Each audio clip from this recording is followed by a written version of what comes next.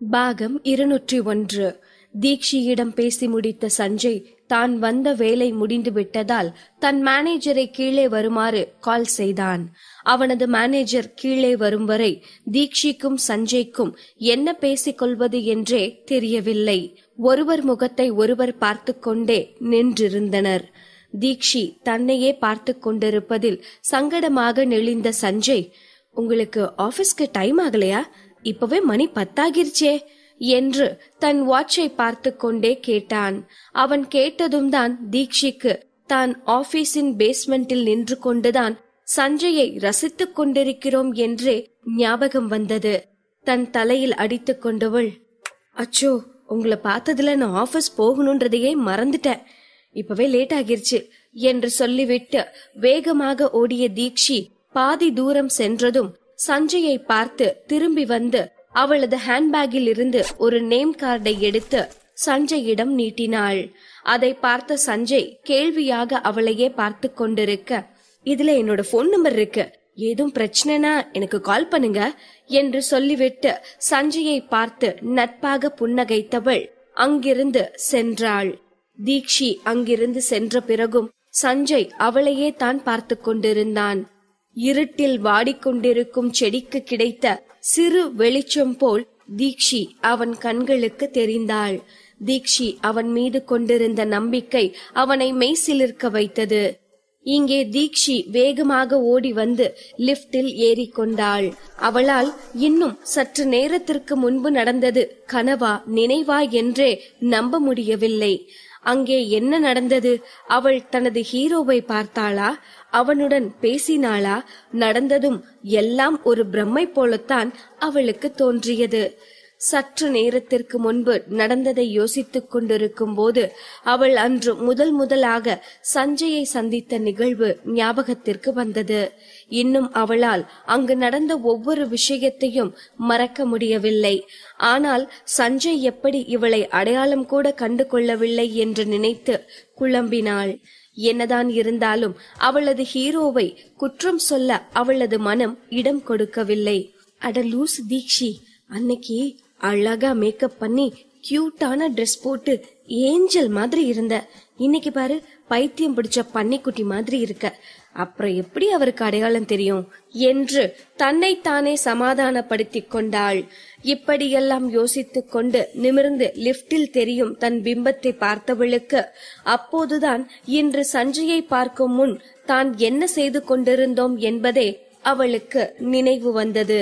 சஞ்சயின் car கண்ணாடியில் முகம் பார்த்தது மட்டுமல்லாமல் முன்னே பின்னே என்று தன் அழகை ரசித்துக் கொண்டிருந்தாள்.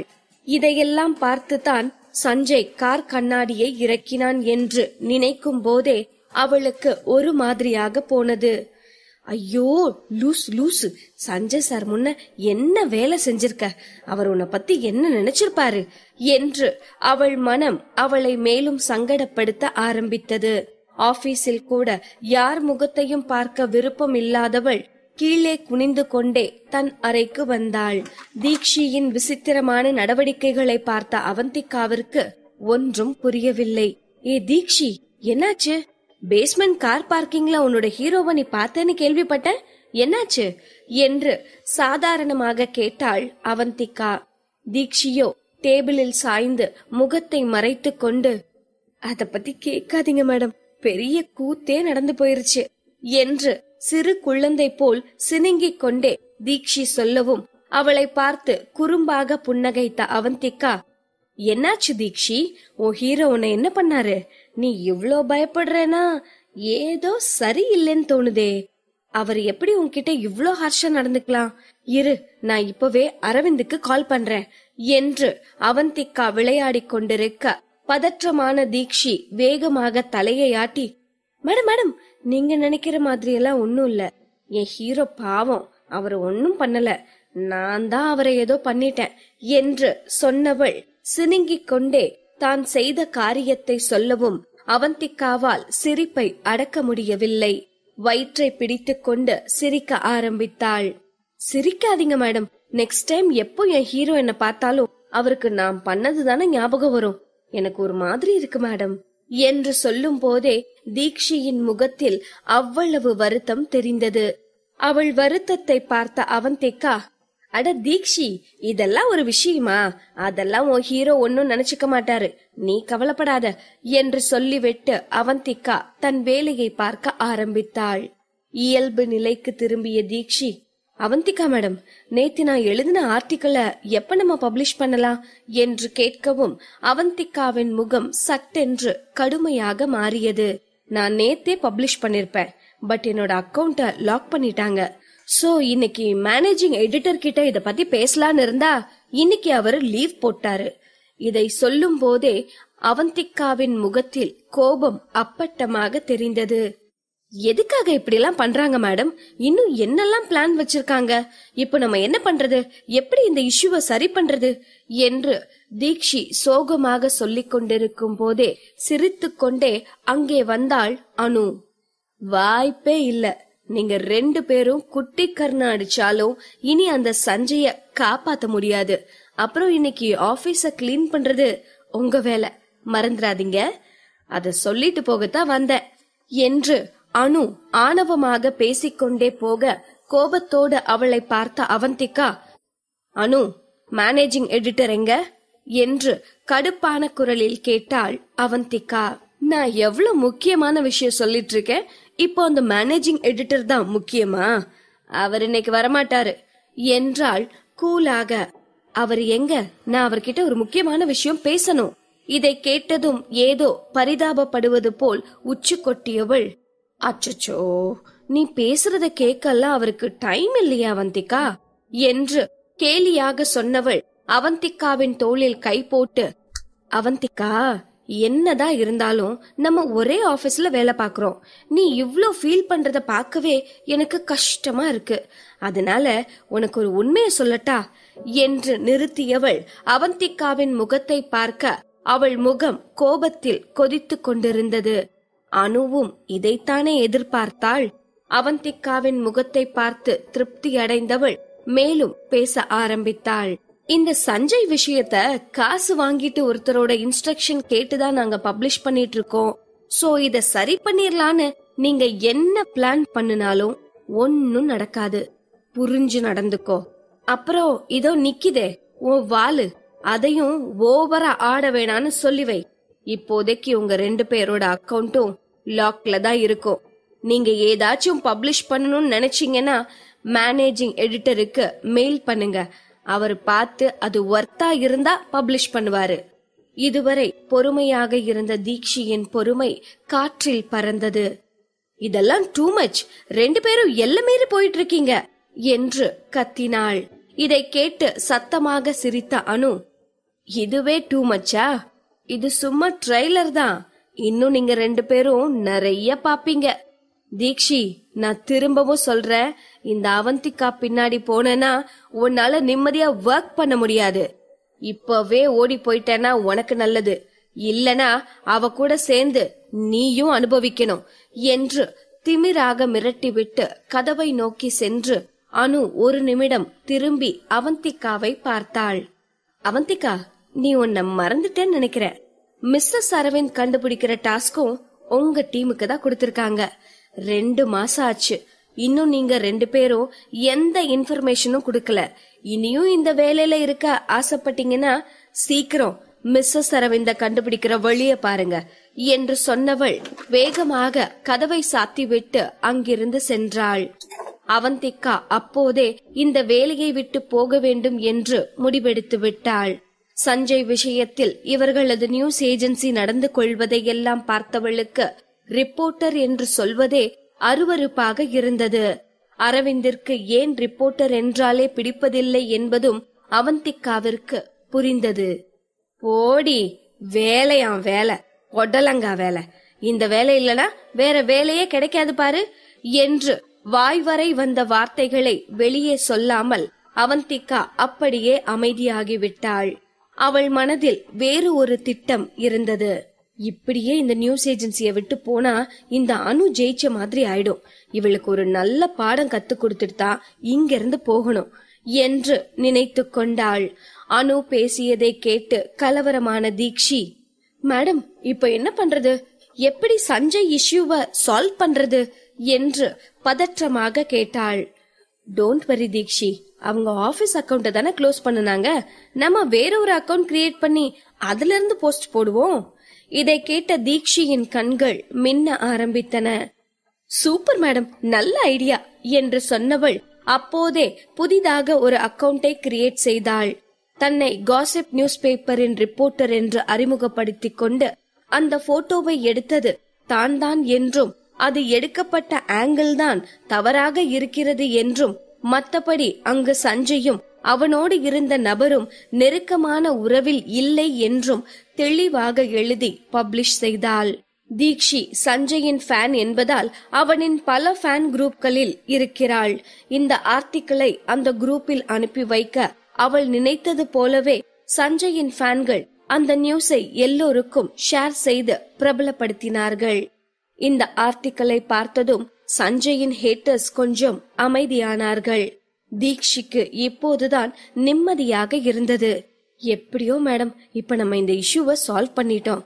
இந்த அணுவும் சந்தோஷம்தான் காசு வாங்கிட்டு இப்படி ஆர்டிக்கிள் பப்ளிஷ் பண்றாங்கன்னா இந்த மக்களுக்கு எங்க போச்சு அறிவு? ஏன்னா என்ன ஏதுன்னு தெரிஞ்சுக்காம 2 நாளா என் ஹீரோவை எப்படி எல்லாம் வறுத்து எடுத்துட்டாங்க. சரியான வன்மம் பிடிச்ச கும்பல் என்று தீக்ஷி சொல்லிக் கொண்டிருக்க அவந்திகாவின் முகத்தில் சந்தோஷத்திற்கான அறிகுறியே தெரியவில்லை. ஏதோ தீவிரமாக யோசித்துக் கொண்டிருந்தாள். அவளை பார்த்து குழம்பிய தீக்ஷி மௌனமாக அவந்திகாவை பார்த்து கொண்டிருக்க சற்று நேரம் அமைதியாக இருந்த அவந்திகா, தீக்ஷி, இத்தோட எதுவும் முடிஞ்சிட போறதில்ல. இப்ப நாம சந்தோஷப்படுறதுக்கான நேரமும் இல்ல. சஞ்சய அழிச்சே ஆகணும்னு சுத்திட்டு இருக்கிறவங்க அப்படியெல்லாம் இந்த நியூஸ சாதாரணமா விட்டுற மாட்டாங்க. கண்டிப்பா ஏதாவது பிரச்சனைய உருவாக்குவாங்க.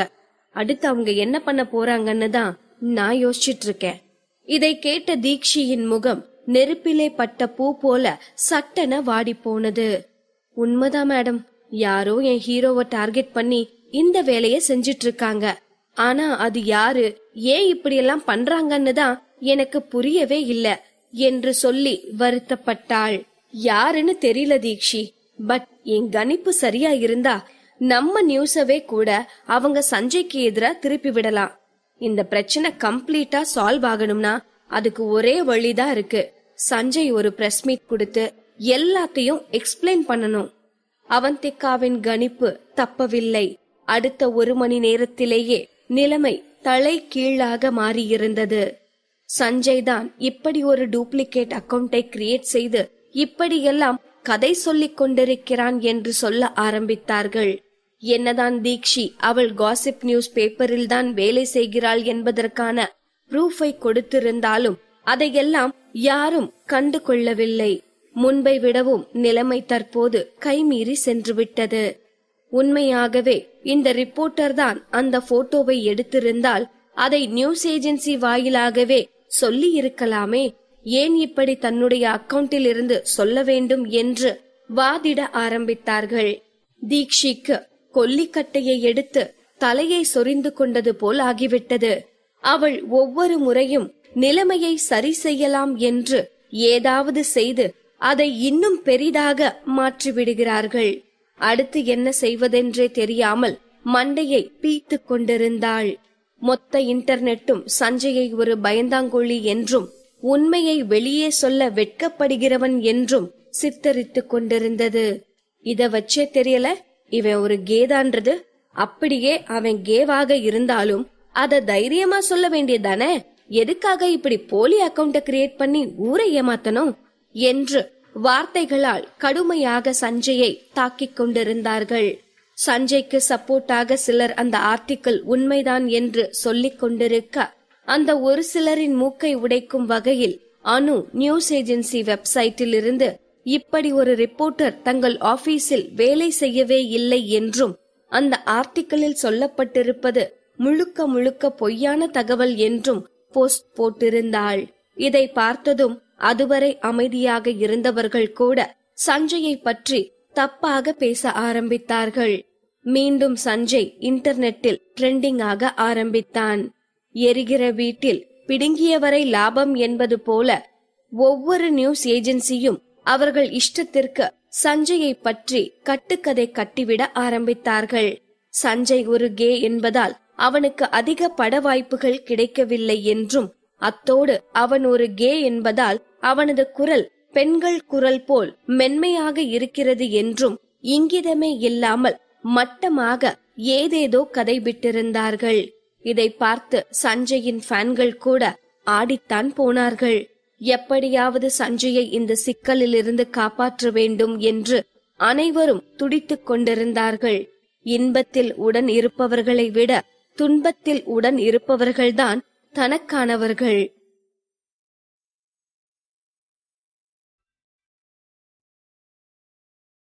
பாகம் 202. சஞ்சயை காப்பாற்ற தீக்ஷி என்ன செய்தாலும் அது மீண்டும் சஞ்சய்க்கு எதிராகவே திரும்பிவிட, இங்கே அவந்திகாவும் தீக்ஷியும் அடுத்து என்ன செய்வது என்று தெரியாமல் ஒருவர் முகத்தை ஒருவர் வெறித்து பார்த்து கொண்டிருந்தார்கள்.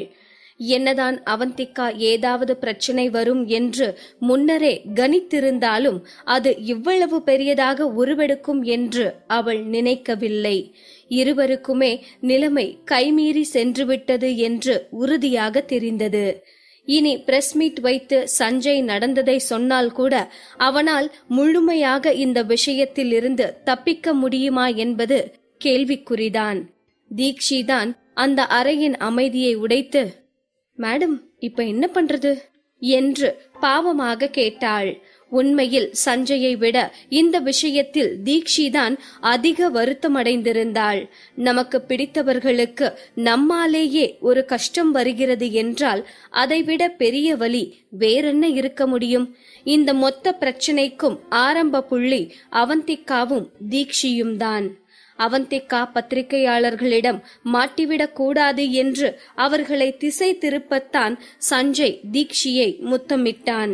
அந்த ஒரு செயல் சஞ்சயை இப்போது மீள முடியாத பாதாளத்தில் தள்ளிக் கொண்டிருக்கிறது. இதை நினைத்து தீக்ஷியும் அவந்திகாவும் குற்ற உணர்வில் துடித்துக் கொண்டிருந்தார்கள். என்ன யோசித்தும் அவந்திகாவிற்கும் எந்த யோசனையும் தோன்றாததால், நான் அரவிந்துக்கு கால் பண்ணி என்ன பண்ணலான்னு கேக்குறேன் என்று சொன்னவள் அரவிந்திற்கு கால் செய்தாள். அரவிந்தோ எப்போது அவந்திகா கால் பண்ணுவாள் என்று காத்திருந்தவன் போல் ஒரே ரிங்கில் போனை எடுத்தான். போனை எடுத்தவன் அவந்திகா ஹலோ சொல்வதற்கு கூட வாய்ப்பளிக்காமல், என்ன விஷயம், என்ன ரொம்ப மிஸ் பண்றியா என்றான் ஆர்வமான குரலில். அவந்திகா இருந்த குழப்பத்தில் அரவிந்த் பேசியதெல்லாம் அவள் காதுகளில் விழவே இல்லை. நீங்க சஞ்சய் பத்தின நியூஸ படிச்சீங்களா? இப்ப பெரிய இஷ்யூவே போயிட்டு இருக்கு என்றாள் பரபரப்பாகவும் வருத்தமாகவும். இதை கேட்ட அரவிந்திற்கு கடுப்பானது. நேற்று அரவிந்த் அவந்திகாவை பிக்கப் செய்ய வந்ததிலிருந்து சஞ்சய் சஞ்சய் என்றுதான் பேசிக்கொண்டிருக்கிறாள். நைட் தூங்கும்போது தூக்கத்தில் கூட சஞ்சயை பற்றித்தான் புலம்பிக் கொண்டிருந்தாள்.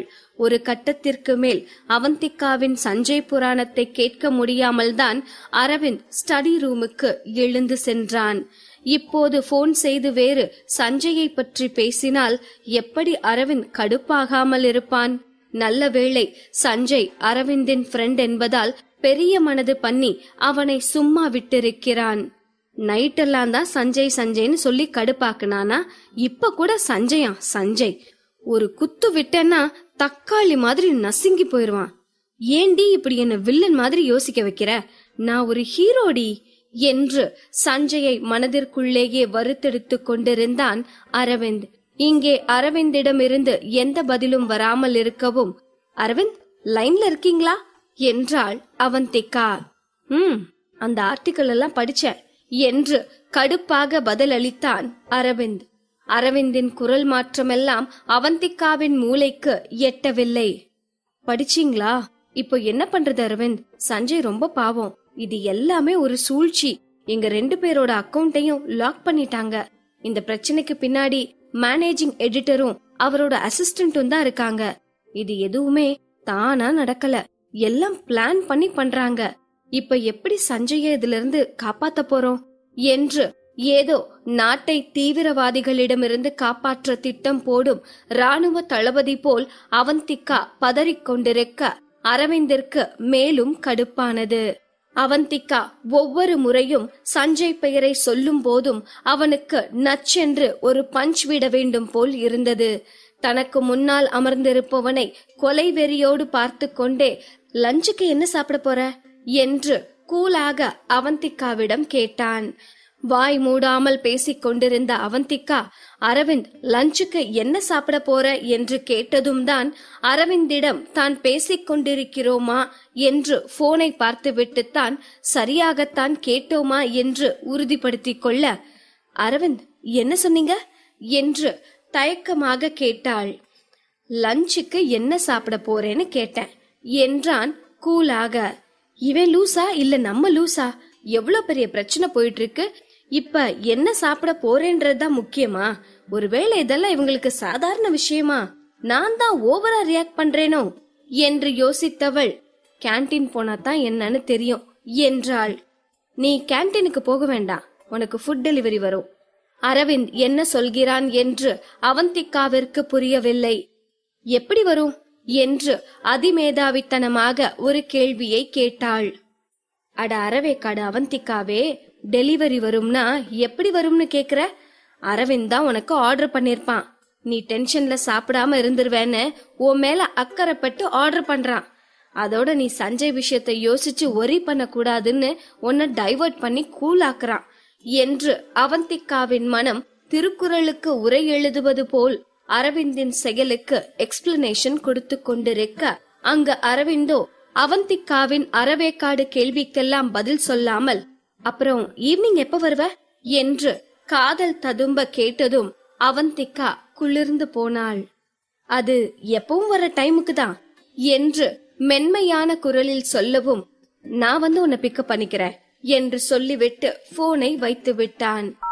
இங்கு அவந்திகாவோ எதற்காக அரவிந்திற்கு போன் செய்தோம் என்பதையே மறந்துவிட்டு முகமெல்லாம் சிரிப்பாக நின்று கொண்டிருந்தாள். இன்னும் அரவிந்திற்கும் அவந்திகாவிற்குமான உறவு எந்த நிலைப்பாட்டில் இருக்கிறது? அது வெறும் அக்ரிமெண்டிற்கானது மட்டும் தானா? அதை தாண்டியதா?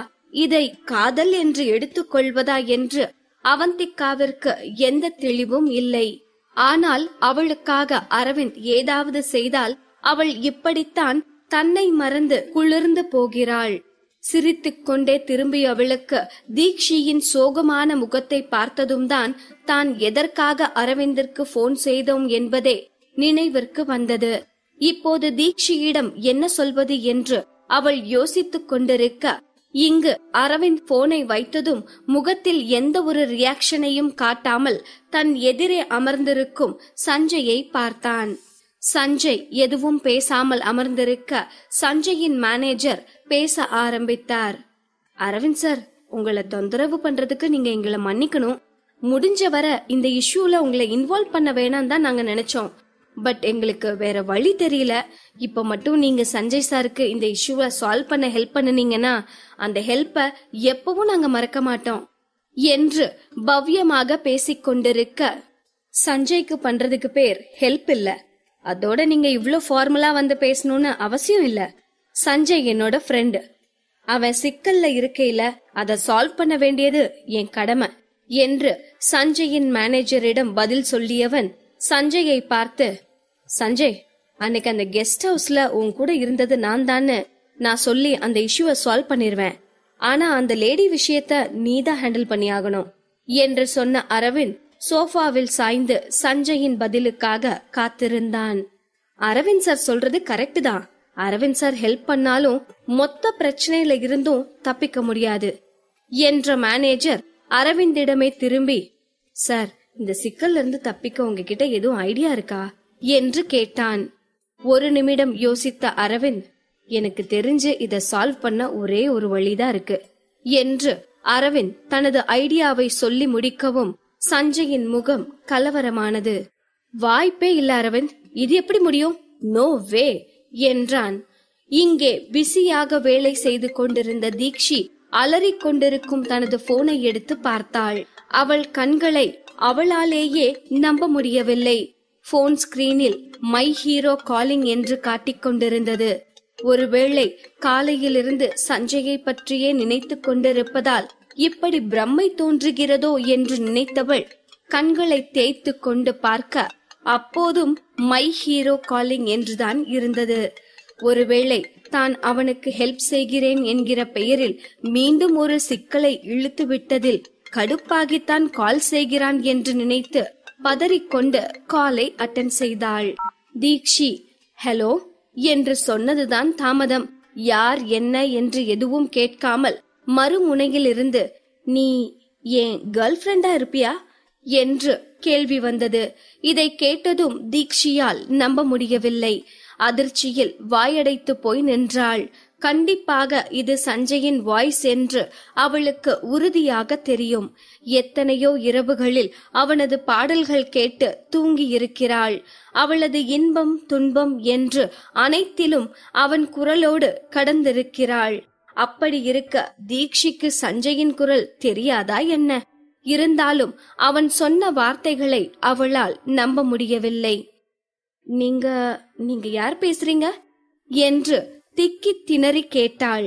சஞ்சய்க்கு அப்போதுதான் பதற்றத்தில் தன்னை அறிமுகம் கூட செய்யாமல் பேசிவிட்டோம் என்பது நினைவிற்கு வந்தது. சாரிங்க, நான் சஞ்சய் மோகன் பேசுறேன்.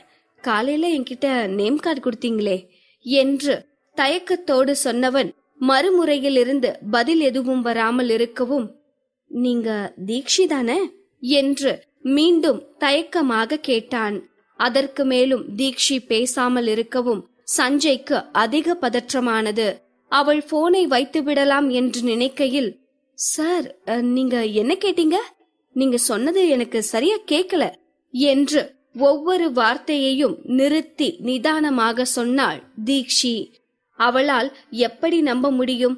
அவளது ரோல் மாடல் அவளிடம் வந்து என் கேர்ள் ஃப்ரெண்டாக இருக்கியா என்று கேட்டால் யாரால் தான் நம்ப முடியும்? தீக்ஷி, இந்த ஒரு வாரமா சஞ்சய்னு யோசிச்சுட்டு இருக்க. அண்ட் காலையில அவரை பார்த்து கிறுக்குத்தனமா நடந்திருக்க. அதனாலதான் உனக்கு இப்படி எல்லாம் தோணுது. இது கனவு, நம்பாத என்று அவள் மனம் சைரன் ஒளி எழுப்பவும், கனவுதானே என நினைத்து வேகமாக அவள் தலையில் அடித்தவளுக்கு ஒரு நிமிடம் தான் நின்ற ரூமே சுற்றுவது போல் ஆனது. வலியில் சத்தமாக ஐயோ அம்மா என்று கத்திவிட்டாள். அவள் சத்தம் கேட்டு அவந்திகா கூட பதறிப்போய் நிமிர்ந்து பார்க்க ஈ என்று சிரித்தவள் ஒண்ணுமில்ல என்பது போல் சைகை செய்து அவந்திகாவை அமைதிப்படுத்தினாள். அந்த பக்கம் சஞ்சயோ ஏதோ சொல்லிக் கொண்டிருக்க திடீரென்று ஐயோ அம்மா என்று சத்தம் கேட்கவும் பதறிப்போய், தீக்ஷி என்னாச்சு? ஹலோ தீக்ஷி, லைன்ல இருக்கீங்களா என்று பதற்றமாக கேட்டான். அது ஒண்ணும் இல்ல சார், நீங்க ஏதோ சொல்லிட்டு இருந்தீங்களே என்று அவனை இயல்பு நிலைக்கு கொண்டு வந்தாள். தீக்ஷி, உங்களுக்கே தெரியும் இந்த இஷ்யூ அவ்வளவு சீக்கிரம் முடியற மாதிரி தெரியல. நம்மளா ஏதோ ஸ்டெப்ஸ் எடுக்கலனா அது சால்வ் ஆகாது. இந்த வார்த்தைகளை கேட்டதும் தீக்ஷிக்கு குற்ற உணர்வானது. அவள் பப்ளிஷ் செய்த போட்டோதான் சாதாரண பிரச்சனைக்கு எண்ணெய் ஊற்றி அதை இப்போது அணையா விளக்காக எரிய வைத்துக் கொண்டிருக்கிறது என்று நினைக்கும் போதே அவளுக்கு கஷ்டமாக இருந்தது.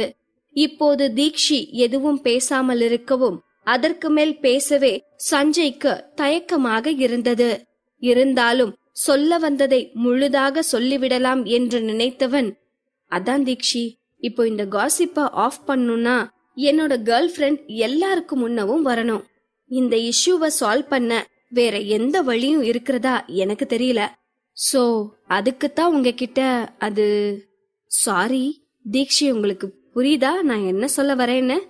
இந்த வார்த்தைகளை சஞ்சய் பேசி முடிக்கவே 5 நிமிடம் ஆகியிருந்தது. அவனுக்கு இப்படி முன்பின் தெரியாத பெண்ணிடம் எனக்கு கேர்ள் ஃப்ரெண்டா இருக்கியா என்று கேட்கவே சங்கடமாக இருந்தது. ஆனால் அவனுக்கு வேறு வழி இருப்பதாக தெரியவில்லை. இந்த ஐடியாவே அரவிந்த் கொடுத்ததுதான். உன் கேர்ள் ஃப்ரெண்டா எல்லாருக்கு முன்ன கொண்டு நிறுத்து என்று அரவிந்த் சொன்னதும், வாய்ப்பே இல்ல, எனக்கு தான் கேர்ள் ஃப்ரெண்டே இல்லையே, அப்புறம் எப்படி அவளை எல்லாருக்கும் முன்ன கொண்டு வந்து நிறுத்துறது என்று கோபமாக சீறினான் சஞ்சய். இல்லைன்னா என்ன, இப்ப போய் கண்டுபிடிச்சு கூட்டிட்டு வா என்று சிம்பிளாக சொன்னான் அரவிந்த். அதற்கு மேலும் சஞ்சய் அதற்கெல்லாம் வாய்ப்பே இல்லை என்றுதான் குதித்து கொண்டிருந்தான்.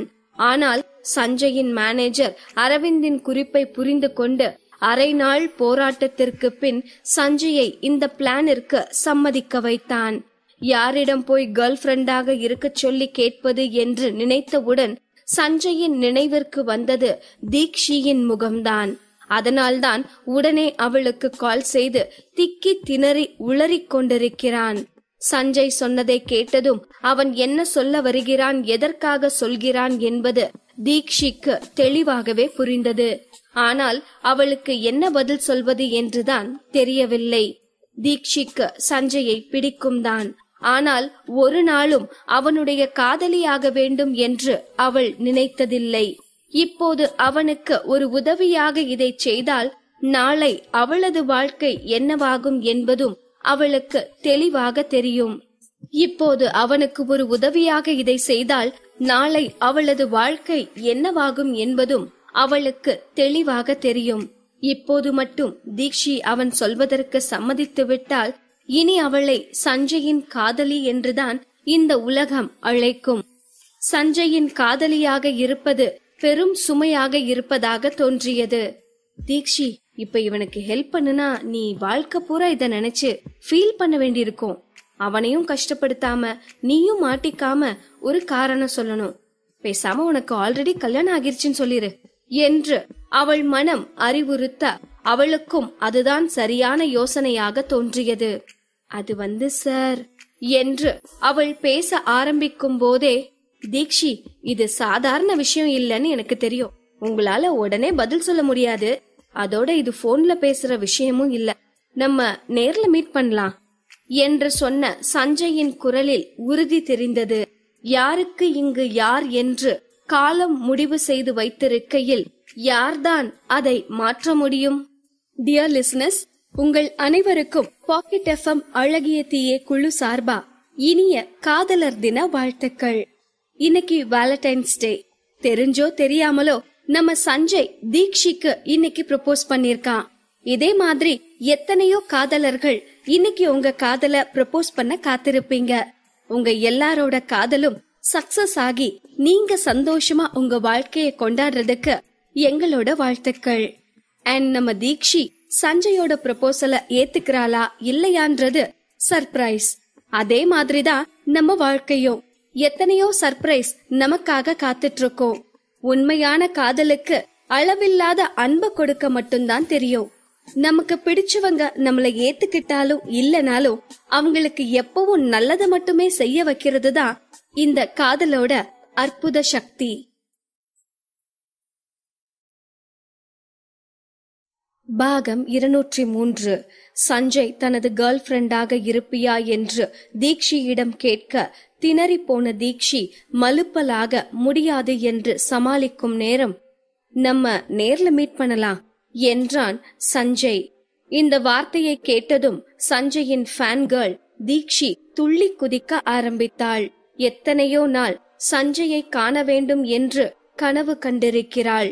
மற்ற ஹீரோக்களையும் பாடகர்களையும் போல் சஞ்சய் அதிகம் வெளியே வந்தால் கூட தீக்ஷி அவனை எளிதாக பார்த்திருப்பாள்.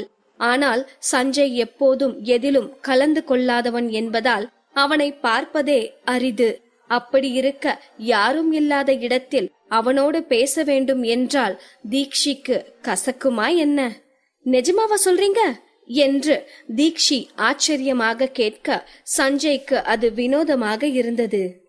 யாரா இவ, கேர்ள் ஃபிரெண்டா இருக்கியான்னு கேட்டதுக்கு கூட இவ்ளோ ஷாக் ஆகல, மீட் பண்ணலான்னு சொன்னதுக்கு ஓவரா எக்ஸைட் ஆகுறா என்று யோசித்தவனுக்கு காலையில் கார் பார்க்கிங்கில் அவள் செய்தது நினைவிற்கு வந்தது.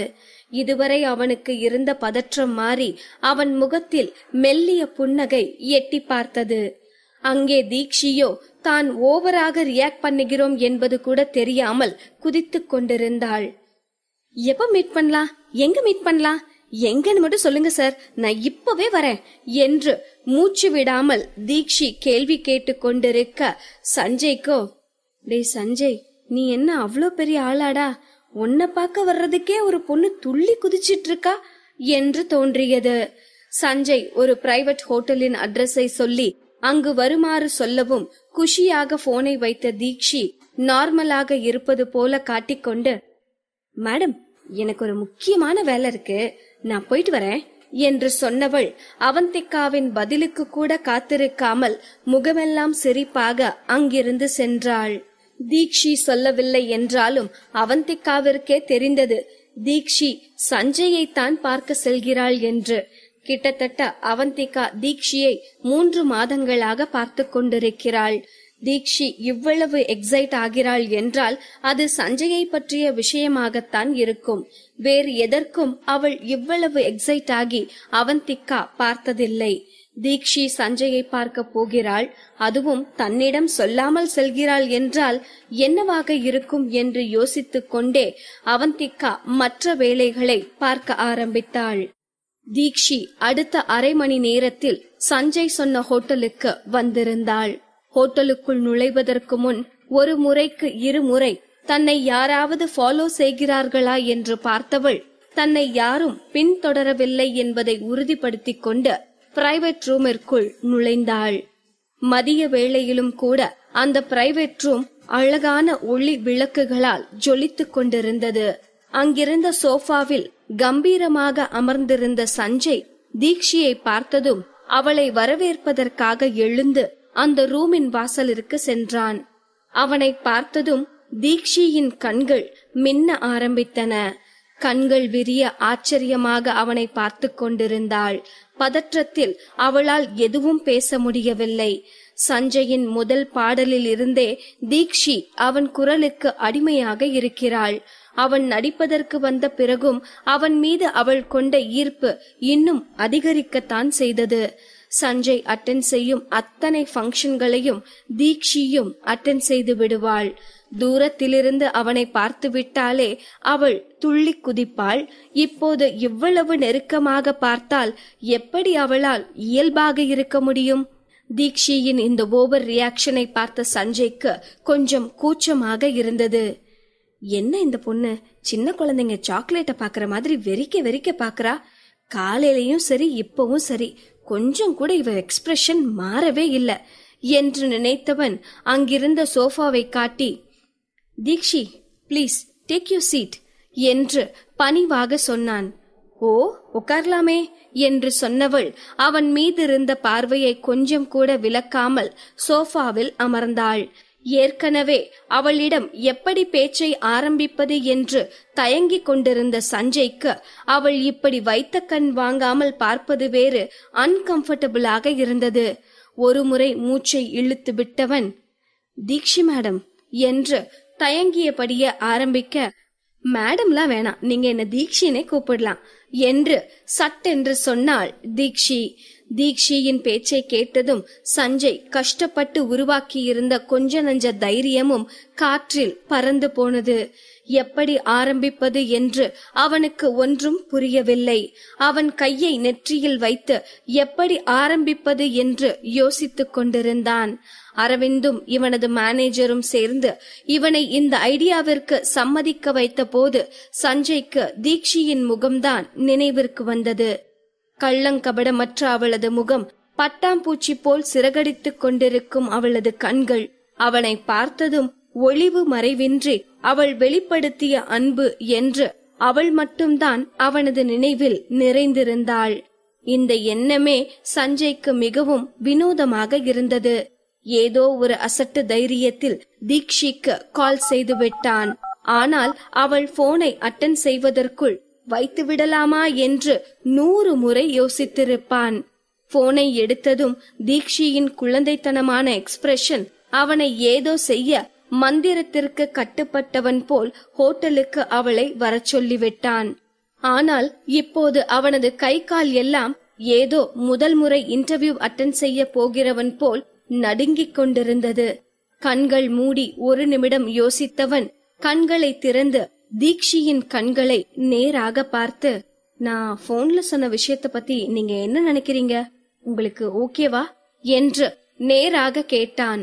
இன்னும் அவனது பார்வை அவளது கண்களிலேயே நிலைத்து இருந்தது. அவன் கண்களில் தன் பிம்பத்தை பார்த்து கொண்டிருந்த தீக்ஷி எதையும் யோசிக்காமல் எனக்கு ஓகே என்று சட்டென பதிலளித்தாள். இந்த சிக்கலுக்கெல்லாம் அடிப்படை காரணமாக இருந்த அந்த கிஸ் கொடுக்கும் போட்டோவில் உண்மையாகவே இருந்தது தீக்ஷிதான். அதனால் சஞ்சயின் காதலியாக தான் இருப்பதுதான் சரியாக இருக்கும் என்று நினைத்து கொண்டாள்.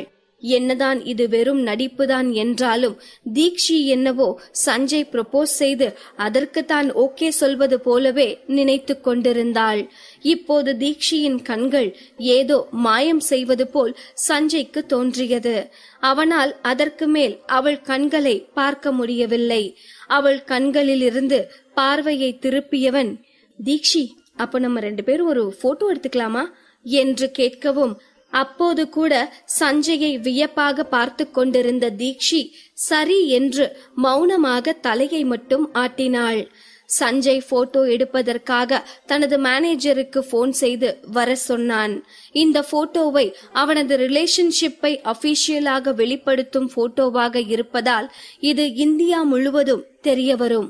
அதுவும் தற்போது இருக்கும் சூழ்நிலையில் இந்த போட்டோ காட்டுத்தீ போல் பரவும் என்பது சஞ்சய்க்கு நன்றாகவே தெரியும்.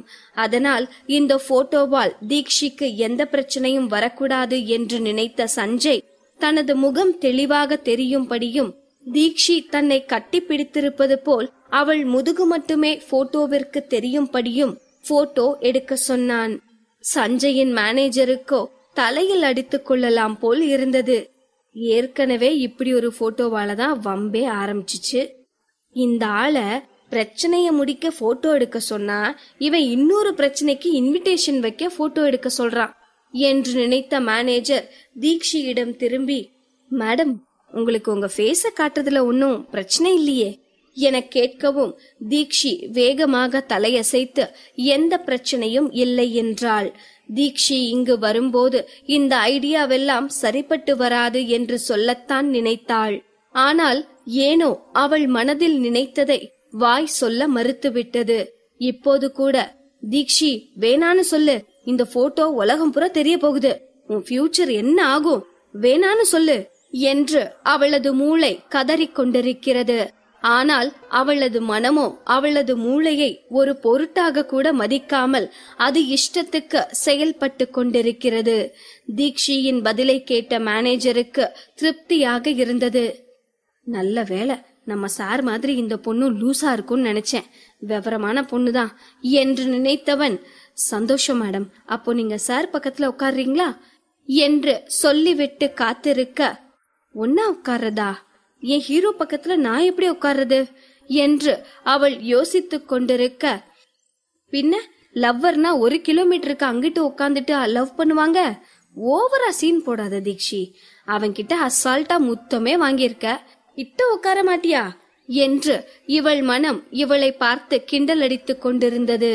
ஒரு வழியாக மைண்ட் வாய்ஸ் எல்லாம் முடித்து தீக்ஷி எழுந்திருக்கும் முன்பே சஞ்சய் அவள் அருகில் வந்திருந்தான். ஏதோ அரேஞ்ச்டு மேரேஜ் முதலிரவு போல என்னதான் தீக்ஷி அமர்ந்திருக்கும் சோஃபாவில் வந்து சஞ்சய் அமர்ந்தாலும் அவர்களுக்கு நடுவில் ஒருவர் தாராளமாக அமரும் அளவுக்கு இடம் இருந்தது. இப்பத்தான் இதுங்களை நினைச்சு சந்தோஷப்பட்டேன், அதுக்குள்ள படுத்துறாங்களே என்று நினைத்த மேனேஜர், சார், நம்ம என்ன இன்டர்வியூக்கா வந்திருக்கோம், கப்புள் போட்டோ எடுக்கணும் சார், கப்புள் போட்டோ, கொஞ்சம் பக்கத்துல உட்காருங்க என்று சொல்லவும் தீக்ஷி 1 இன்ச் நகர்ந்து உட்கார்ந்தாள். சஞ்சயோ கொஞ்சம் கூட நகராமல் லேசாக தீக்ஷியின் பக்கம் திரும்பி மட்டும் உட்கார்ந்தான். இவர்களை பார்த்த மேனேஜருக்கு அழுவதா சிரிப்பதா என்றே தெரியவில்லை. சிரித்துக்கொண்டே அழுதவர், தெய்வங்களா, என்னால முடியல, பிளீஸ் கொஞ்சம் நெருக்கமா உட்காருங்களேன் என்று கெஞ்சினார். இப்போது கொஞ்சம் நகர்ந்து வந்த தீக்ஷி சஞ்சயை பார்க்க, சஞ்சயும் தீக்ஷியை பார்க்க இருவரது மூக்கும் உரசிக்கொள்ளும் தொலைவில்தான் இருந்தது. சைட் வியூவில் பார்ப்பதற்கு ஏதோ இவர்கள் கிஸ் செய்ய வருவது போல தோன்றியது.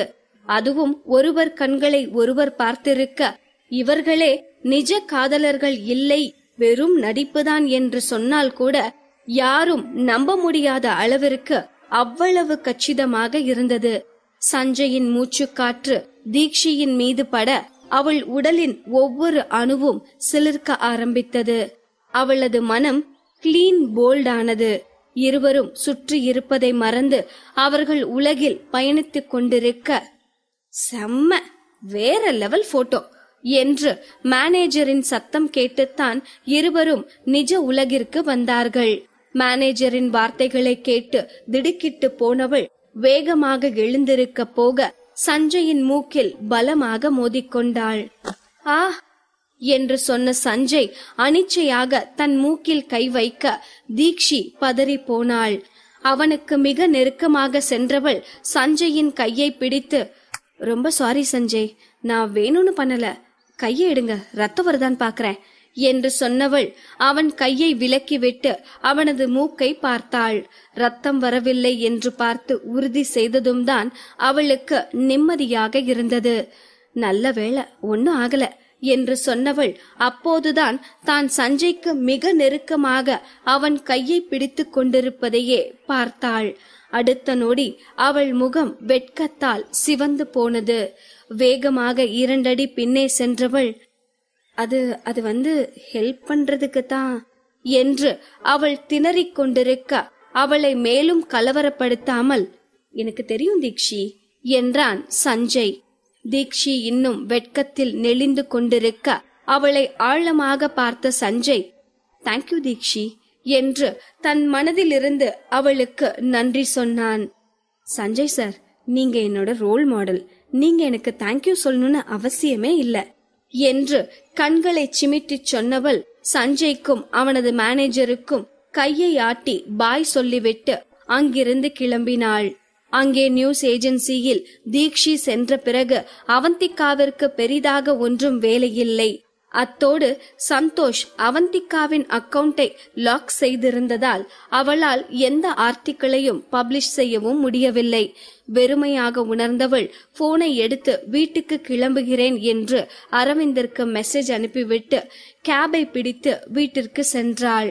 எப்போதும் அமைதியாக இருக்கும் வீடு இன்று பேச்சும் சிரிப்புமாக இருந்தது. யார் என்று புரியாமல் வெளியேவே நின்ற அவந்திகா குரலை உற்று கேட்டதும் குதூகலமானாள். மாதவியும் நேத்ராவும் தான் வந்திருந்தார்கள். என்னதான் மாதவி பக்கத்தில் வசித்தாலும் அவந்திகா மாதவியை பார்த்து பல நாட்கள் ஆகிறது. ஸ்கூலுக்கு சென்று வந்த குழந்தை வீட்டிற்கு வந்ததும் தாயை ஓடிச் சென்று கட்டிக்கொள்வது போல வேகமாக கதவை திறந்து உள்ளே சென்ற அவந்திகா, அத்தை என்று ஓடி சென்று மாதவியை கத்திக்கொண்டாள். பொம்மி, வந்துட்டியா? இன்னைக்கு என்ன சீக்கிரமே வந்துட்ட?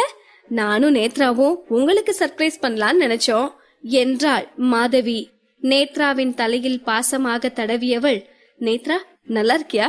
பக்கத்துலதான் இருக்கோம், ஆனா பாத்து எவ்வளவு நாள் ஆயிருச்சுல என்று அவந்திகா சொல்ல, நான் சூப்பரா இருக்கேன் அண்ணி, நீங்க தான் இழைச்சிட்டீங்க, எங்க அண்ணன் உங்களை சரியாவே கவனிச்சுக்கிறது இல்ல போல என்று வாசலை பார்த்து கொண்டே நேத்ரா சொல்ல, அங்கே அமைதியாக அரவிந்த் நின்று கொண்டிருந்தான்.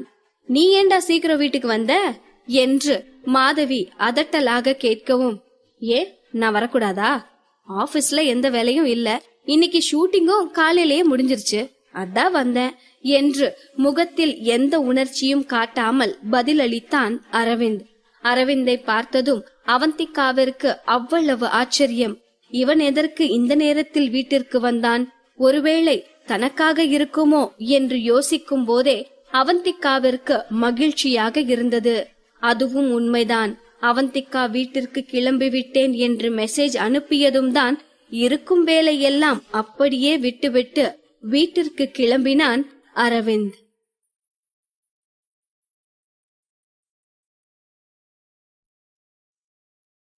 பாகம் 204.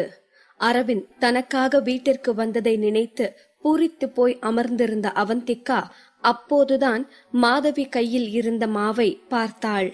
அத்தை, என்ன மாவு இது என்று அவள் புரியாமல் கேட்க, சும்மாதான் பொம்மி, ரொம்ப நாளைக்கு அப்புறம் நான் இந்த வீட்டுக்கு வந்திருக்கேன்ல, அதான் பருப்பு போலி செய்யலான்னு மாவை பிசைஞ்சு வச்சோம். கரெக்டா நீயும் வந்துட்ட, கைய கழுவிட்டு வா, நீயும் எங்க கூட போலி மாவை உருட்டலாம் என்று மாதவி சொல்லவும், என்னது போலி மாவா? நமக்கு நூடுல்ஸே தக்கடா புக்கடான்னு தான் செய்ய வரும். சரி, நம்மளா சமைக்க போறோம், மாவை உருட்டுறது தானே, நமக்கும் தான் உருட்டுறது கைவந்த கலையாச்சே என்று அவந்திகா கையை கழுவிவிட்டு வர வீட்டிற்குள் சென்ற அரவிந்த் அகிலனை அழைத்து வந்தான். அப்போதுதான் அவந்திகாவிற்கே அகிலனின் நினைவு வந்தது. தான் மாதவியை பார்த்த சந்தோஷத்தில் அகிலனை பார்க்காமல் விட்டுவிட்டோமே என்று குற்ற உணர்வு தோன்றியது. அதே சமயம் தான் மறந்தாலும் தன் தம்பியை அரவிந்த் அழைத்து வந்ததை நினைத்து அவந்திகாவிற்கு கண்கள் கலங்கியது. இந்த உலகில் தனக்கும் தன் தம்பிக்கும் யாரும் இல்லை என்று எத்தனையோ நாட்கள் தூங்காமல் அவந்திகா அழுது கரைந்திருக்கிறாள். ஆனால் இன்று தன்னை விடவும் தன் தம்பி மீது பாசம் வைக்க தனக்கான ஒருவன் இருக்கிறான் என்ற நினைப்பே அவளுக்கு இத்தனை நாள் வலியையும் போக்கும் மருந்தாக இருந்தது. இப்போதே ஓடிப்போய் அரவிந்தை கட்டிப்பிடித்து அவன் முகமெல்லாம் முத்தத்தால் அபிஷேகம் செய்ய வேண்டும் போல் தோன்றியது அவந்திகாவிற்கு. ஆனால் அனைவரும் இருப்பதால் அமைதியாக இருந்து விட்டாள்.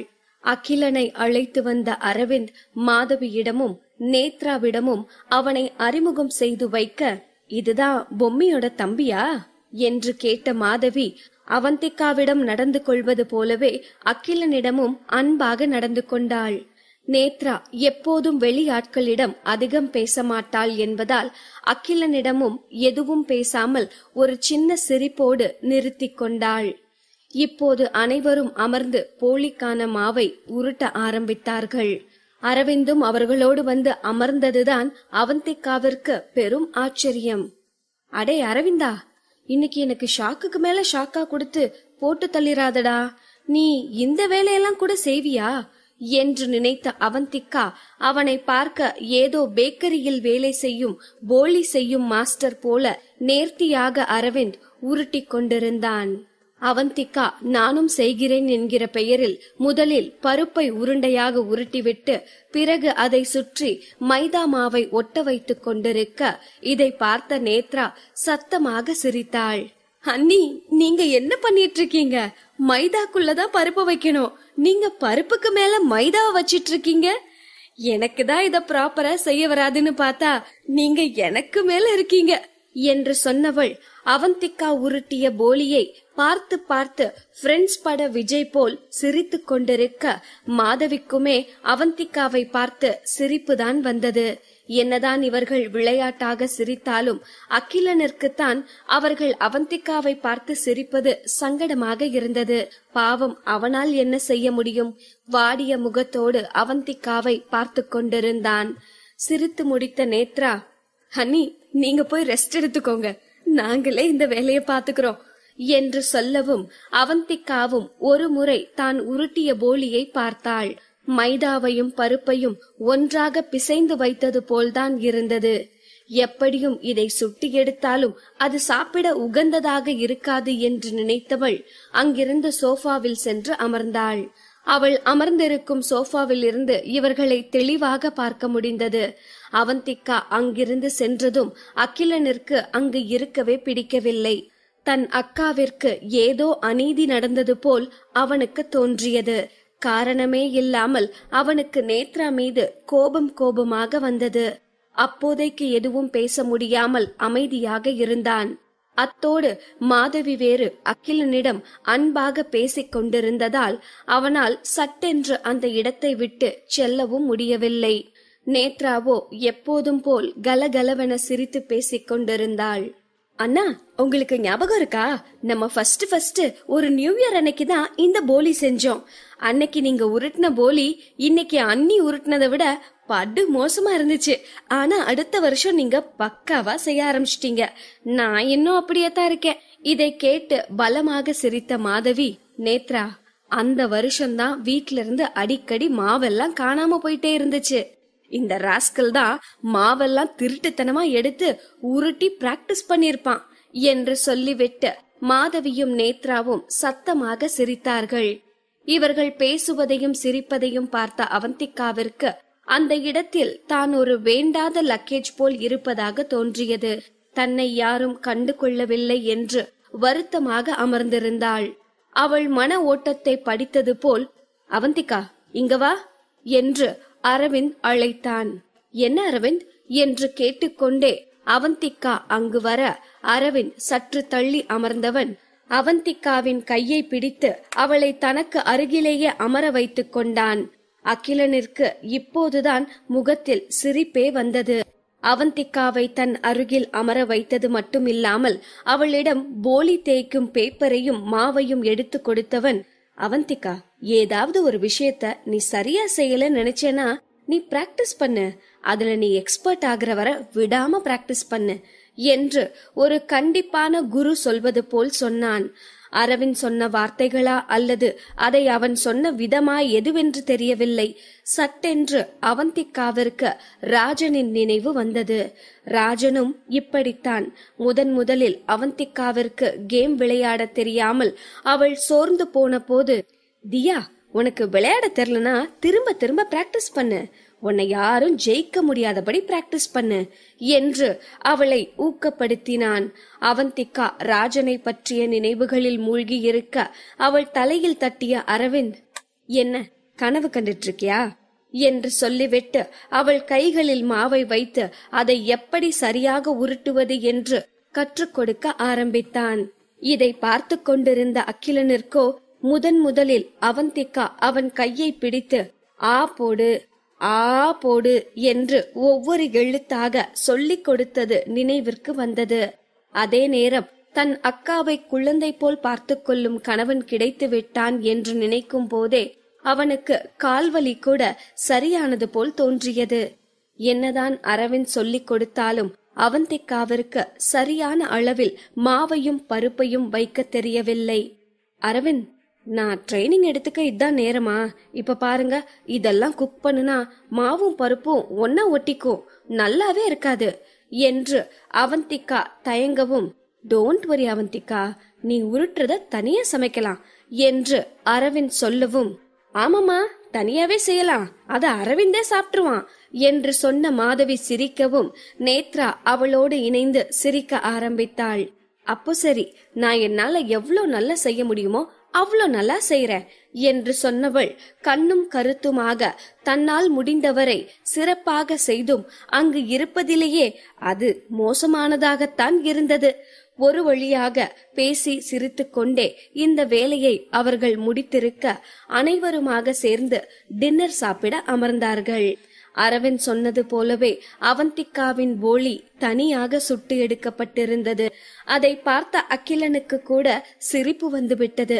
சில நொடி அதை பார்த்தவன் அதை எடுத்து தானே சாப்பிட்டு விடலாம் என்று முடிவு செய்து அவந்திகா செய்திருந்த போலியை எடுக்க போக அரவிந்தோ அவனுக்கு முன்னால் அதை எடுத்திருந்தான். அகிலன் அரவிந்தை வியப்பாக பார்த்து கொண்டிருக்க அரவிந்தோ கூலாக, எப்பவும் கருகின ஃபுட்டு தான் டேஸ்டா இருக்கும், எனக்கு இது மாதிரி இருக்கிறது ரொம்பவே பிடிக்கும் என்று சாப்பிட ஆரம்பித்தான். அனைவருமே வாயடைத்து போய் அவனை பார்த்து கொண்டிருந்தார்கள். அரவிந்த், இன்னைக்கு என்னதான் ஆச்சு உங்களுக்கு? ஏன் என் மேல இவ்வளவு அக்கறையா இருக்கீங்க என்று தனக்குள்ளேயே கேட்டுக்கொண்ட அவந்திகா மௌனமாக சாப்பிட ஆரம்பித்தாள். அரவிந்தின் செயல்தான் அவள் மனதில் ஓடிக்கொண்டிருந்தது. இப்படி கந்தரகோலமான ஒன்றை அவன் சாப்பிட வேண்டிய எந்த அவசியமும் இல்லை. அதை தூக்கி போட்டால் கூட அனைவருக்கும் போதுமான அளவு இருப்பது போல்தான் சமைத்திருந்தார்கள். அப்படியே அதை தூக்கி போடவில்லை என்றாலும் அதை அவந்திகாவிற்கு கொடுத்திருக்கலாம். ஆனால் யாருக்கும் ஒரு பீஸ் கூட கொடுக்காமல் மொத்தத்தையும் அவனே சாப்பிடுவதை பார்த்ததும் அவந்திகாவிற்கு அவளது அப்பாவின் ஞாபகம் வந்தது. முதலாக அவந்திகா சமைத்தது உப்புமாதான். சமைத்த அவளால் அதை டேஸ்ட் கூட பார்க்க முடியவில்லை. அதை உப்புமா என்று சொன்னால் நிஜ உப்புமா தூக்கிட்டு தற்கொலை செய்து கொள்ளும் என்னும் அளவிற்குத்தான் அவளது உப்புமா இருந்தது. ஆனால் அவளது தந்தை யாருக்கும் எதுவும் மிச்சம் வைக்காமல் அத்தனையையும் தான் ஒருவரே சாப்பிட்டு முடித்திருந்தார். சாப்பிட்டு முடித்தது மட்டும் இல்லாமல், என் தங்கம் சூப்பரா சமைச்சிருக்கா என்று சர்டிபிகேட் வேறு. இப்போது அரவிந்தும் அவளுக்கு அவளது அப்பாவை போல்தான் தெரிந்தான். அரவிந்த் அவந்திகாவுக்காக ஏதாவது செய்யும் போதெல்லாம் அவன் மிகவும் அழகாக கியூட்டாக தெரிந்தான். சாப்பிட்டு முடித்து சிறிது நேரம் நேத்ராவுடனும் மாதவியுடனும் அரட்டை அடித்துவிட்டு இரவு 9 மணி போல்தான் அவந்திகா அவர்களுக்கு பிரியா விடை கொடுத்து வழி அனுப்பி வைத்தாள். இவ்வளவு நேரமும் அரவிந்த் அவர்களோடுதான் இருந்தான். அகிலனும் அங்குதான் இருந்தான். என்னதான் இன்று நடந்ததெல்லாம் அகிலனிற்கு சங்கடமாக இருந்தாலும் அரவிந்த் அவந்திகாவிற்காக ஒவ்வொரு சின்ன சின்ன விஷயத்தையும் பார்த்து பார்த்து செய்வதை கவனித்த அகிலனிற்கு நிம்மதியாக இருந்தது. அன்று இரவு மாஸ்டர் பெட்ரூமிற்கு வந்ததும், அரவிந்த் ரொம்ப தேங்க்யூ என்றாள் அவந்திகா. அவளை ஏற இறங்க பார்த்தவன், எதுக்கு என்று கேட்கவும், அது இன்னைக்கு ஈவினிங்ல இருந்து நீங்க நடந்துகிட்டதுக்கு, அப்புறம் நான் செஞ்ச போலிய ஃபுல்லா சாப்பிட்டதுக்கு என்று அவந்திகா உண்மையாகவே நன்றி உணர்வோடு சொல்லிக் கொண்டிருக்க அரவிந்தின் குறும்புத்தனம் எட்டி பார்க்க ஆரம்பித்தது. உண்மைதான், கண்டிப்பா நீ சமைச்சத சாப்பிட்டதுக்கு நீ எனக்கு தேங்க்யூ சொல்லணும் தான். பட் இப்படி மொக்கையான தேங்க்யூவெல்லாம் வேணாம் என்று அரவிந்த் தோள்களை குலுக்கிக் கொண்டு சொல்ல, அவந்திகாவிற்கு அவன் என்ன சொல்ல வருகிறான் என்பது சுத்தமாக புரியவில்லை. என்ன சொல்றீங்க அரவிந்த், எனக்கு புரியல என்று அவள் குழப்பமாக கேட்க, என்னன்னா நீ சமைச்சத சாப்பிட்டு நான் டயர்ட் ஆயிட்டேன்ல, அதான் இப்போ கொஞ்சம் எனர்ஜி ஏத்தணும் என்று சொன்னவன் அதற்கு மேல் பேசிக்கொண்டிருக்காமல் அவளை அப்படியே தூக்கி பெட்டில் கிடத்தினான். அரவிந்த் என்ன பண்றீங்க என்று கேட்பதற்கு முன்னதாகவே அவளின் உதடுகள் அவன் வசம் சென்றிருந்தது. இந்த திடீர் செய்கையால் அவந்திகா திணறிக் கொண்டிருக்க அரவிந்தோ அடுத்தடுத்து முன்னேறியிருந்தான். அவந்திகாவிற்கும் அவனது இந்த முரட்டுத்தனம் பிடிக்கத்தான் செய்தது. என்னதான் வேண்டாம் என்று வாயில் சொல்லிக் கொண்டிருந்தாலும் அவள் இதை விரும்பி ஏற்கிறாள் என்பதை அவளது கண் வழியே அரவிந்த் கண்டு கொண்டான். ரெட் சிக்னல் இருக்கும் போதே ரேஸ் கார் ஸ்பீடில் செல்பவன் கிரீன் சிக்னலை பார்த்த பின் சும்மா இருப்பானா என்ன? அவள் உடலெங்கும் முத்தத்தால் குளிப்பாட்டி அவளை மோகத்தீயில் வேக வைத்தவன், மூர்க்கமாக முன்னேறி காதல் தேனில் திளைத்தவன், இப்போது அவளை தன் அணைப்பில் வைத்து ரசித்துக் கொண்டிருந்தான். எப்போதும் கூடலுக்கு பின் அவந்திகாவை ரசிப்பது அவனுக்கு மிகவும் பிடித்திருந்தது. சில நாட்களில் 1 மணி நேரம் கூட சளைக்காமல் அவளை பார்த்து கொண்டிருப்பான். இப்போதும் அப்படித்தான். தன் அருகே அரை தூக்கத்தில் உளறிக் கொண்டிருப்பவளை கண் கொட்டாமல் பார்த்து கொண்டிருக்கிறான். பாவம் அவந்திகா இப்போது திரும்பி கூட படுக்க முடியாத அளவு அவ்வளவு டயர்டாக இருந்தாள். அரவிந்த் அவன் மூர்க்கத்தனத்தால் அவளை படுத்தி எடுத்திருந்தான். வாழ்க்கையில இனி நான் சமைக்கவே மாட்டேன். அப்படியே சமைச்சாலும் அது எவ்வளோ கேவலமா இருந்தாலும் நானே சாப்பிட்டுருவேன்.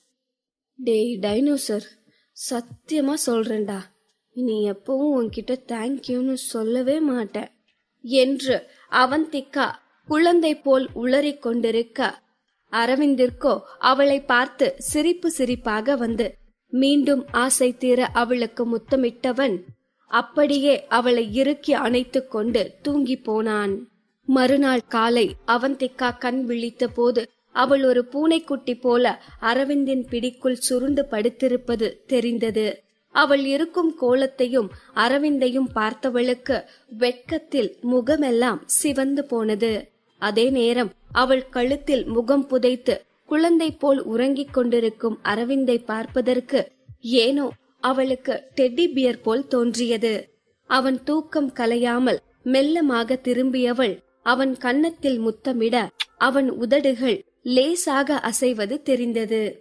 ஃப்ராடு பையன் முழிச்சிட்டு தூங்குற மாதிரி சீன போடுறான் என்று மனதில் அவனை செல்லமாக திட்டியவள், அரவிந்த் நீங்க முழிச்சுதான் இருக்கீங்கன்னு எனக்கு தெரியும், டைம் ஆச்சு, நான் ஆபீஸ்க்கு கிளம்பணும் என்று அவள் அவன் காதருகே கிசுகிசுப்பாக சொல்லிக் கொண்டிருக்க அரவிந்த் கொஞ்சம் கூட அசையாமல் தூங்கிக் கொண்டிருப்பவன் போல ஆக்டிங் கொடுத்து கொண்டிருந்தான்.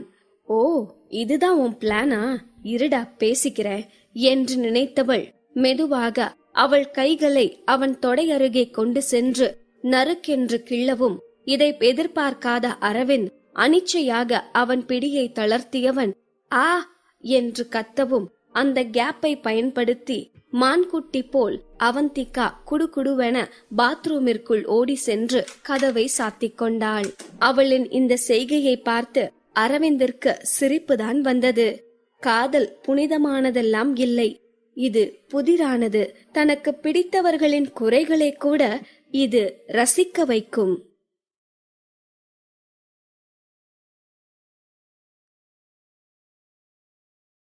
பாகம் 205. அன்று காலையிலேயே இன்டர்நெட்டில் ட்ரெண்டிங்காக ஓடிக்கொண்டிருந்தது சஞ்சய் போட்டிருந்த போஸ்ட் தான். தான் சீரியஸான ரிலேஷன்ஷிப்பில் இருப்பதாக அவன் போஸ்ட் போட்டிருந்தான். ஆனால் அந்த போஸ்டில் அவன் காதலி குறித்த எந்த தகவலும் இல்லை, எந்த போட்டோவும் இல்லை. இதை பார்த்த அனைவருமே சஞ்சயின் காதலி குறித்து அறிந்து கொள்ளும் ஆர்வத்தில் இருந்தார்கள். அவந்திகா ஆபீஸிற்கு வந்ததும் தீக்ஷியைத்தான் பார்த்தாள். தீக்ஷியின் செயல் ஒவ்வொன்றும் இன்று மிகவும் வித்தியாசமாக இருந்தது. பைத்தியம் போல தனக்குத்தானே சிரித்து கொண்டு ஒரு இடத்தில் உட்காராமல் போனை பார்த்து கொண்டே அங்கும் இங்கும் நடந்து கொண்டிருப்பவளை பார்த்த அவந்திகாவிற்கு ஒன்றும் புரியவில்லை. தீக்ஷி அவந்திகாவை பார்த்ததும் ஓடி வந்து அவளை கட்டிக்கொண்டு, அவந்திகா மேடம், இனி என் ஹீரோவுக்கு எந்த பிரச்சனையும் இல்ல, எல்லா பிரச்சனையும் சால்வ் ஆக போகுது என்று முகமெல்லாம் சிரிப்பாக சொன்னாள். தீக்ஷி இந்த வார்த்தையை சொல்லி முடித்ததும் அந்த அறைக்குள் வில்லத்தனமான ஒரு சிரிப்பு சத்தம் கேட்டது. வேறு யாராக இருக்க முடியும்? அனுதான் வந்திருந்தாள். எது பிரச்சனை சால்வ் ஆக போகுதா? தீக்ஷி, நீ இவ்ளோ முட்டாளா இருப்பன்னு நான் எதிர்பார்க்கவே இல்ல. அவன் ரிலேஷன்ஷிப்ல இருக்கேன்னு ஒரு போஸ்ட் போட்டுட்டா எல்லாம் முடிஞ்சிருமா? அவன் ரிலேஷன்ஷிப்ல இருக்கான்னு தான் ஊருக்கே தெரியுமே.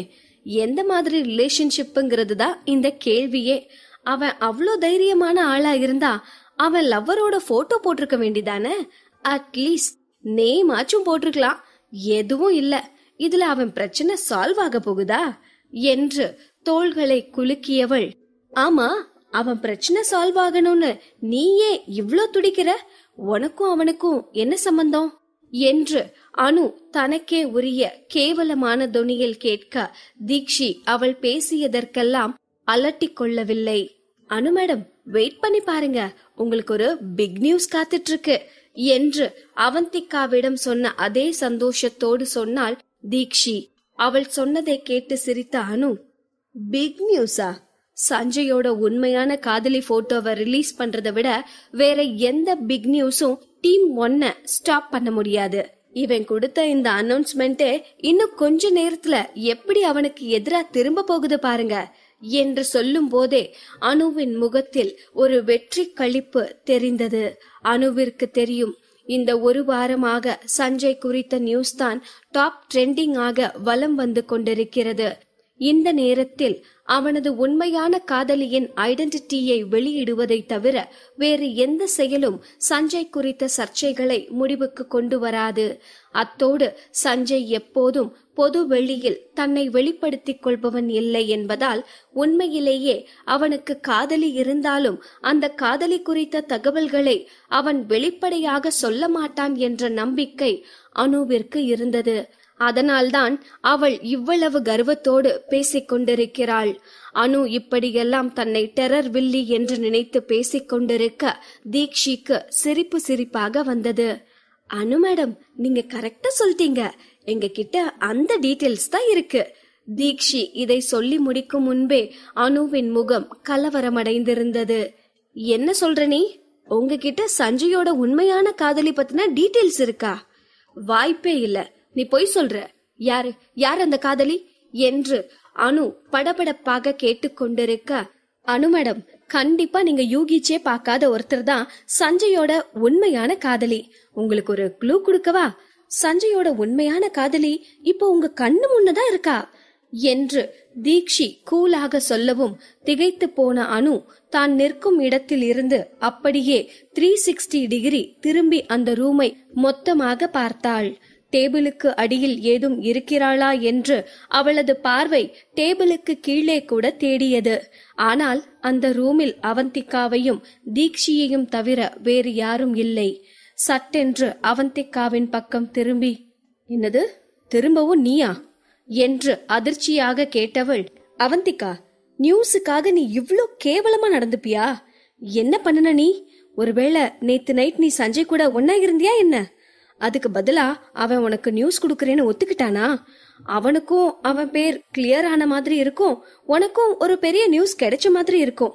நல்ல பிளான் தான் என்று சொல்லிவிட்டு அனைத்தும் தனக்கு தெரிந்தது போல் சிரித்தவள், அவந்திகா, நீ என்னமோ ரொம்ப நேர்மையானவ, சுத்தமானவன்னு நான் நினைச்சிட்டு இருந்தா, நியூஸுக்காக உடம்ப விக்கிற அளவுக்கு கேவலமானவளா இருக்கியே என்று சொல்லிவிட்டு அவள் அவந்திகாவை குரூரமாக பார்த்து கொண்டிருக்க புருவம் உயர்த்தி அவளை முறைத்து பார்த்த அவந்திகா, அனு, இவ்ளோ நாளா நீ இப்படிதான் நியூஸ் கலெக்ட் பண்ணிட்டு இருக்கியா?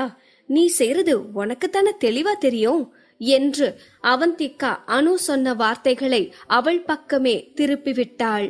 குற்றமுள்ள நெஞ்சம் குறுகுறுக்கும் என்பது போல அனுவிற்கு சுர் என்று கோபம் தலைக்கேறியது. அவந்திகா, இப்படியெல்லாம் பேசுறதால நீ ஒன்னும் உத்தமி ஆகிர முடியாது. என்னதான் சஞ்சய் கிஸ் பண்ணின பொண்ணோட போட்டோ கிளியரா இல்லனாலும் கண்டிப்பா நீதான் அந்த பொண்ணுன்னு சொல்லி ஃபேக் பண்ண முடியாது. அப்படியே நீ ஊரை நம்ப வச்சாலும் டீம் 1 அந்த விஷயத்த சும்மா விட மாட்டோம். அத்தோட என் கேரக்டரை பத்தி பேச உனக்கு என்ன தகுதி இருக்கு? சிங்கர் கிறிஷோட உனக்கு ரிலேஷன்ஷிப் இருந்ததாலதான் நீதான் இன்டர்வியூ எடுக்கணும்னு அவரு ஒத்த கால்ல நின்னாரு.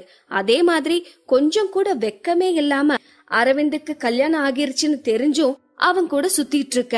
நீ எல்லாம் ஏன் கேரக்டர் பத்தி பேசுறியா? இதற்கு மேலும் அவந்திகாவால் அனு பேசுவதை கேட்க முடியவில்லை. அனு, உன் லிமிட்டை தாண்டி போயிட்டு இருக்க என்று அவந்திகா கோபமாக சொல்லவும் அனுவிற்கு மீண்டும் தான் வெற்றி அடைந்ததாக ஒரு எண்ணம் உருவானது. அந்த எண்ணம் கொடுத்த தைரியத்தில் மீண்டும் பேச ஆரம்பித்தாள். என்ன அவந்திகா, உண்மைய சொன்னதும் கோபம் வருதா? ஒரே நேரத்துல அரவிந்த் சஞ்சய்னு 2 பேரோட சுத்திட்டு இருக்க உன்னை என்ன சொல்றது என்று நிறுத்தியவள் அழுத்தமான குரலிலே, யூ ஆர் அ பிட்ச் என்றாள். அனுவின் இந்த கேடு கெட்ட வார்த்தைகளை கேட்டு அழுவதா சிரிப்பதா என்றே அவந்திகாவிற்கு தெரியவில்லை. அனு, நான் தான் சஞ்சயோட காதலின்னு உனக்கு யார் சொன்னது என்று அவந்திகா கேட்கவும் இவ்வளவு நேரம் வாய் மூடாமல் பேசிக் கொண்டிருந்த அனு சற்று ஆடித்தான் போனாள். அப்போ யார் அது என்று கேள்வியாக அவள் அவந்திகாவை பார்க்க தீக்ஷியிடம் திரும்பிய அவந்திகா, தீக்ஷி, சஞ்சயோட காதலி யாருன்னு நீயே அனு மேடம்க்கு புரியுற மாதிரி தெளிவா சொல்லு என்றாள். இப்போது அனு கேள்வியாக தீக்ஷியை பார்த்த ஏதோ பிளாஷ்பேக் சொல்பவள் போல் காற்றில் வட்டம் போட்டவள் கண்களை சிமிட்டிக் கொண்டு அவளது ஆள்காட்டி விரலை தன்னை நோக்கி திருப்பினாள். இவளை பார்த்து அதிர்ச்சியான அனு ஒரு நிமிடம் பேச மறந்து அப்படியே நின்றாள். அதற்கு பிறகு மீண்டும் சத்தமாக சிரித்தவள், தீக்ஷி, உன் காமெடி சென்ஸுக்கு ஒரு அளவே இல்லாம போயிருச்சு. நீ அழகாதான் இருக்க, ஆனா சஞ்சயோட காதலியா இருக்கிற அளவுக்கெல்லாம் அழகா இல்ல. உன் ஹீரோவை காப்பாத்த நீ என்ன போய் வேணும்னாலும் சொல்லலாம், அது கொஞ்சமாச்சும் நம்புற மாதிரி இருக்கணுமே. உன்ன மாதிரி பொண்ணெல்லாம் சஞ்சய் திரும்பி கூட பார்க்க மாட்டான். அனுவின் இந்த வார்த்தைகளை கேட்ட தீக்ஷிக்கு ஆத்திரமாக வந்தது. ஆனால் அவள் எக்ஸ்பிரஷனை பார்த்தால் அவந்திகாவிற்கு சிரிப்பு தான் வந்தது. வடிவேலு நானும் ரவுடிதான் என்று சொல்வது போல் உண்மையாவே நான் தான் சஞ்சயோட காதலி என்று முகத்தை சுருக்கிக் கொண்டு தீக்ஷி சொல்லவும் அனு மேலும் சத்தமாக சிரிக்க ஆரம்பித்தாள். சிரித்துக்கொண்டே கதவுக்கு அருகில் சென்ற அனு, எப்ப சாமி, உங்க ரூமுக்கு வந்ததுக்கு நல்லா ஃபன் பண்றீங்க. சிரிச்சு சிரிச்சு வயிறே வலிக்குது. அப்புறம் தீக்ஷி, ஆபீஸ் டைம்ல தூங்குறத நிறுத்து.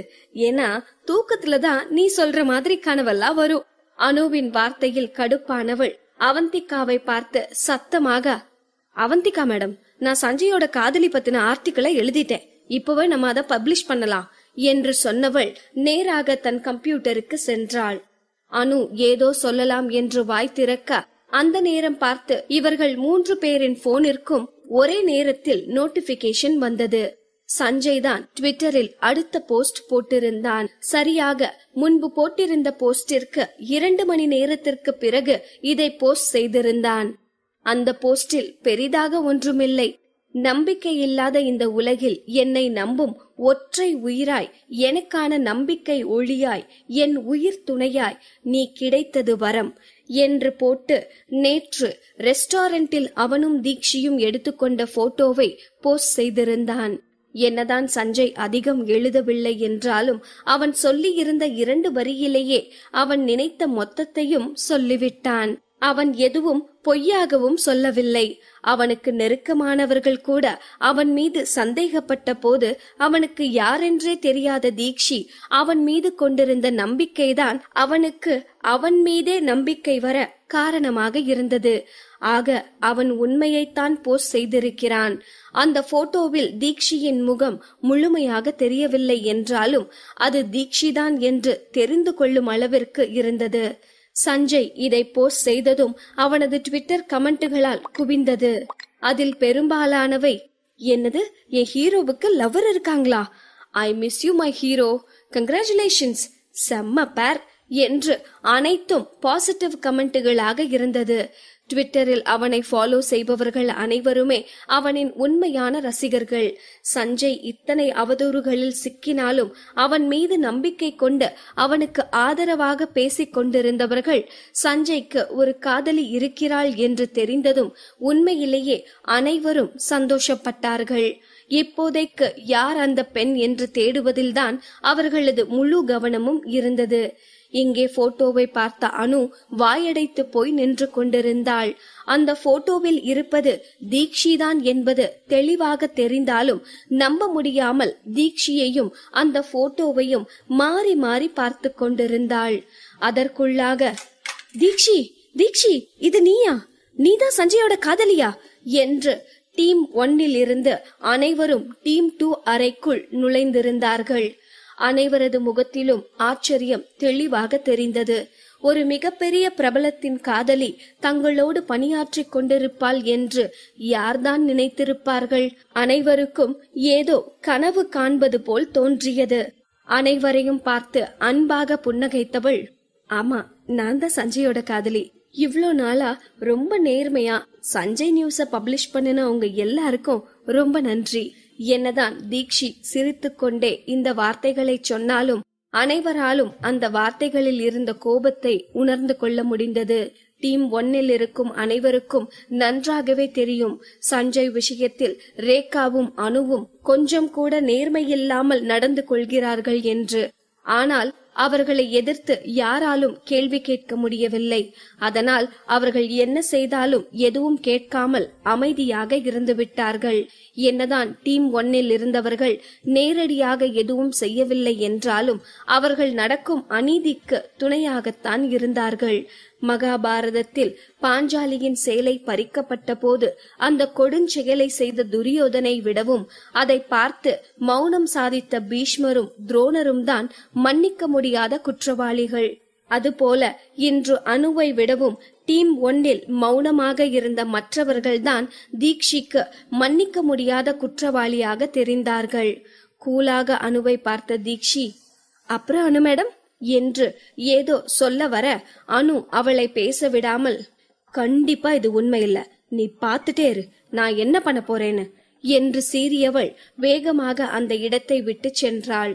டீம் 1 இருப்பவர்களுக்கு அனு ஏன் இப்படி பைத்தியம் போல் செய்கிறாள் என்பதே புரியவில்லை. சஞ்சய் நேரடியாகவே அறிவித்த பிறகு இதில் பொய் என்று யோசிப்பதற்கு கூட வழியில்லை. அப்படி இருக்க இந்த அனு பொறாமையில் இப்படி நடந்து கொள்கிறாள் என்று அவளை கண்டு கொள்ளாமல் மீண்டும் தீக்ஷியிடம் பேச ஆரம்பித்தார்கள். அடுத்த அரை மணி நேரத்தில் சந்தோஷ் வேகமாக ஆபீஸிற்குள் நுழைந்தான். அனு முகம் முழுவதும் சிரிப்போடு அவனிடம் செல்ல வந்த வேகத்தில் சந்தோஷ் அனுவை ஒரு பொருட்டாக கூட மதிக்கவில்லை.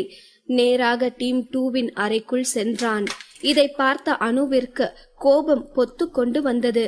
ஆனால் அதை வெளியில் காட்டிக்கொள்ளாமல் சந்தோஷிற்கு பின்னால் வேகமாக டீம் 2 அறைக்குள் சென்றாள். அனுவின் மிரட்டலுக்கெல்லாம் பயப்படாமல் தீக்ஷி அவந்திகாவின் டீமில் சேர்ந்ததில் இருந்தே சந்தோஷிற்கு தீக்ஷியை சுத்தமாக பிடிக்கவில்லை. எப்போதும் அவளிடம் கடுமையாகத்தான் நடந்து கொள்வான். ஆனால் இன்று அவனது நடவடிக்கை அப்படியே தலை கீழாக மாறியிருந்தது. முன்பெல்லாம் தீக்ஷியை பார்த்து மரியாதைக்கு கூட புன்னகைக்காதவன் இப்போது 32 பற்களும் தெரியும்படி சிரித்து கொண்டே, தீக்ஷி, நீதான் சஞ்சய் சாரோட லவரா? நான் கொஞ்சம் கூட யோசிச்சே பாக்கலமா. ஒருத்தரை மேலோட்டமா பார்த்து எடை போடக்கூடாதுன்னு தெளிவா தெரிஞ்சுக்கிட்டேன். என்னதான் இருந்தாலும் நீ முன்னவே இந்த விஷயத்த சொல்லிருக்கணுமா? சரி பரவாயில்ல, ஒரு செலிபிரிட்டியோட லவ்வர் இந்த ஆபீஸ்ல ஒர்க் பண்றது நம்ம ஆபீஸ்க்கும் தான் பெருமை என்று தன் கணக்கில் ஐஸ் கட்டியை தூக்கி தீக்ஷியின் தலையில் வைத்துக் கொண்டிருந்தான். சந்தோஷ் ஒரு பச்சோந்தி என்பது அவந்திகாவிற்கு நன்றாக தெரிந்ததுதான். ஆனால் 1 மணி நேரத்திற்குள்ளாக இப்படி மாறுவான் என்று அவள் நினைத்திருக்கவில்லை. அடே, ₹1 நடிக்க சொன்னா நீ ₹1,00,000 பெர்ஃபார்ம் பண்றியேடா. காலையில என்ன பேச்சு பேசுன, அதே வாயால இப்ப அவளை புகழ்ந்து தள்ளிட்டு இருக்க. நீ எல்லாம் மனுஷனே இல்லடா என்று அவந்திகாவின் மைண்ட் வாய்ஸ் கதறிக்கொண்டிருந்தது. காலத்திற்கேற்ப குணம் மாறும் மனிதர்களுள் என்றும் நமக்கே நமக்காய் ஒரு உறவை கண்டடைவதுதான் வாழ்க்கை.